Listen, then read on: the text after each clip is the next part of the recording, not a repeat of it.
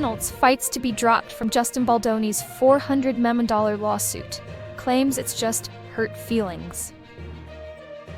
The Hollywood legal drama is heating up as Ryan Reynolds fights to be removed from Justin Baldoni's massive $400 million defamation lawsuit.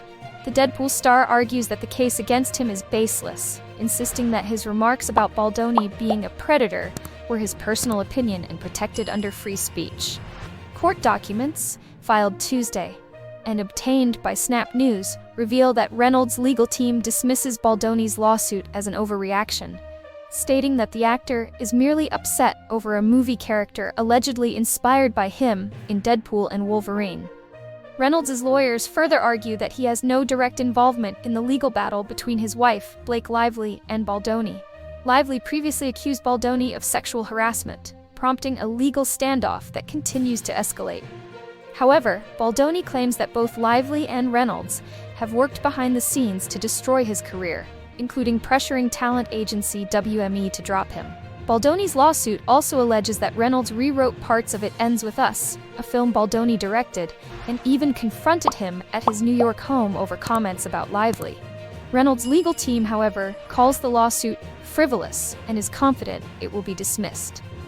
As tensions rise, both sides refuse to back down, setting the stage for a high-profile courtroom showdown in 2026. If Reynolds' motion is denied, the actor may be forced to take the stand, making this one of Hollywood's most explosive legal battles in recent years.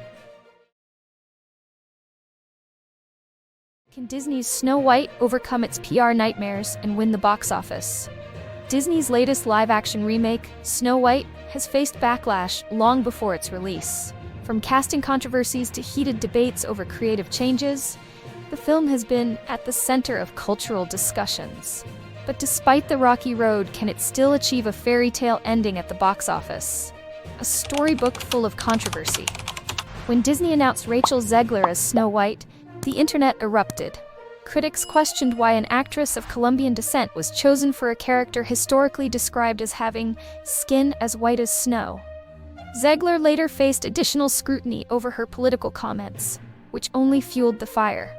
Then came Peter Dinklage's remarks. The Game of Thrones star slammed the original storyline as outdated, calling the depiction of the Seven Dwarfs backwards. Disney quickly responded, promising a reimagined approach that avoids reinforcing stereotypes. This led to another round of debate. Would the studio's changes alienate nostalgic fans? Adding to the storm, Zegler revealed that the new Snow White would no longer focus on a love story, calling the original prince's role problematic. While some applauded the modernized take, others worried the film was straying too far from its roots. Can box office magic save the film? Despite the controversy, Snow White has received early praise, particularly for Zegler's performance and the film's visuals. Some critics even call it one of Disney's best live-action remakes in years. But will that be enough to translate into strong ticket sales? Financially, the stakes are high. The original Snow White and the Seven Dwarfs, 1937, revolutionized animation and remains one of the most successful animated films of all time. Now, nearly 90 years later, the new version carries a staggering $270 million budget. Industry estimates predict an opening weekend between $48 to $58 million, a decent start but far from a record-breaking debut. A happily ever after? With Disney banking on nostalgia, strong performances, and a visually stunning production, Snow White still has a chance to prove naysayers wrong. But will audiences embrace the changes, or will the controversies cast too long a shadow over its success? That's the real question, and only time will tell if Snow White can truly live happily ever after at the box office.